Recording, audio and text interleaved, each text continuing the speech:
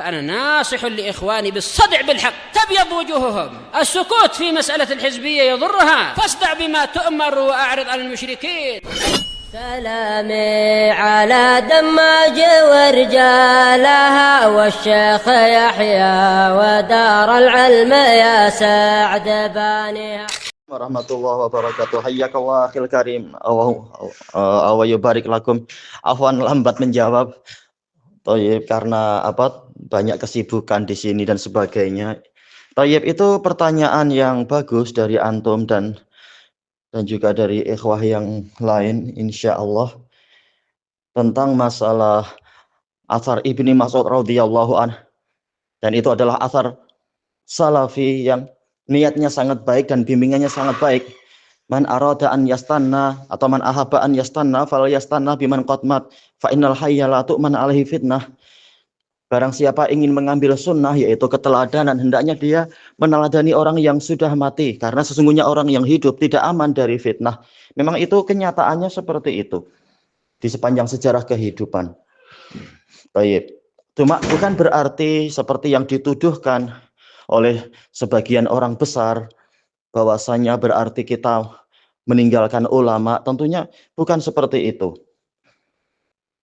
Karena prakteknya adalah kita masih mengambil kalam-kalam ahli ilmu yang sesuai dengan dalil. Jadi asar itu sebagaimana asar-asar yang lain, bahkan sebagaimana dalil-dalil yang lain difahami dengan seperti yang sudah sering ana sebutkan, yaitu dengan cara tidak taklid.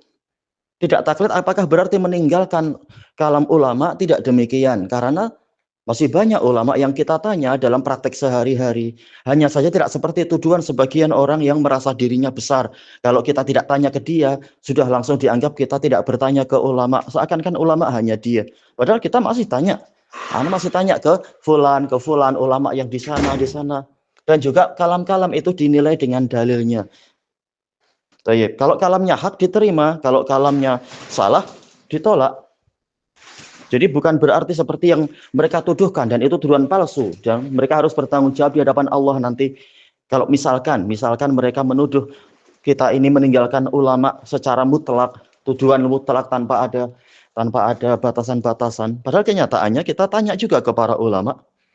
Cuma dari sisi priority untuk meneladani, jelas teladan yang paling priority adalah Rasulullah Shallallahu Alaihi Wasallam dari umat manusia ini. Kemudian yang berikutnya dan berikutnya, yang masih hidup boleh diteladani tetapi tidak secara mutlak, tetapi hanya diteladani ketika sesuai dengan kebenaran. Thayyib. Demikian pula kalamnya, yaitu kita tanya bagaimana ayat ini atau bagaimana hadis ini, kita meminta bimbingan. Thayyib. Dengan apa? Dengan hujjah. Seperti yang telah dijelaskan oleh Imam Syaukani, orang yang punya cukup alat-alat untuk mengetahui kebenaran, dia masuk ke dalil tanpa perantara. Tapi orang yang belum mengetahui cara mengetahui kebenaran, belum tahu cara menimbang, maka dia bertanya kepada ahli ilmu adalah menanyakan tentang, yaitu pendapat itu, lihat hujahnya kemana, ya, lihat apa hujahnya, lihat apa dalilnya. Yaitu ditanyakan tentang dalilnya, bukan semata-mata ro'yunya. Sebagaimana ini sudah sering ana nukilkan kalam Imam Syaukani ini, bahkan kalam Imam Ahmad, Imam Syafi'i, Imam Malik, dan juga kalam Abu Hanifah, yaitu mereka mengatakan jangan langsung mengambil kalam kami, tapi lihat dari mana kami mengambilnya. Yaitu kalam boleh diterima, tetapi kalau sesuai dengan dalil. Kalam boleh diterima kalau kita tahu, dia bicara begini dan telah mendatangkan hujahnya. Jadi bukan karena pendapat pribadinya, tetapi karena dia telah mendatangkan hujah. Atau memang sebagian orang awam sudah pernah mendengar dalil begini-begini, sehingga ketika ulama itu mengatakan begini-begini, dia ingat, ini memang sudah sesuai dengan hadis ini, sesuai dengan ayat ini. Jadi bukan seperti yang dituduhkan sebagian orang besar ataupun yang mengekor mereka, bahwasanya kita meninggalkan ulama dan mengatakan orang awam langsung aja ambil dari orang yang mati. Bukan seperti itu. Itu tuduhan Bura'i. Bura'i menulis seperti itu memang, dan dulu dibantah oleh para masyayikh, menuduh bahwasanya Syekh tidak ikut ulama sama sekali.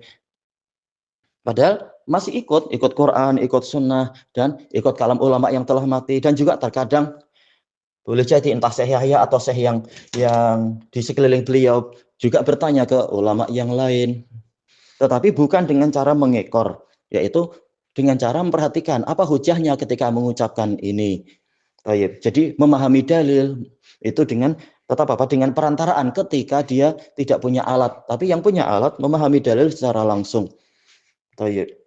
Jadi tidak seperti tuduhan mereka, kita mengajak orang awam untuk langsung mengambil dalil tanpa tahu pemahaman yang betul, tetapi mengikuti dalil, tapi dengan perantaraan para pembimbing yang terpercaya. Dan bimbingannya itu memang bukan bimbingan semata-mata dari ra'yu atau dari perasaan, tetapi bimbingannya itu mendatangkan hujahnya begini, alasannya begini. Dengan itu terkumpul dalil-dalil, dengan itu asar-asar juga terkumpul. Tayyib, wallahu a'lam. Walhamdulillahirabbil alamin.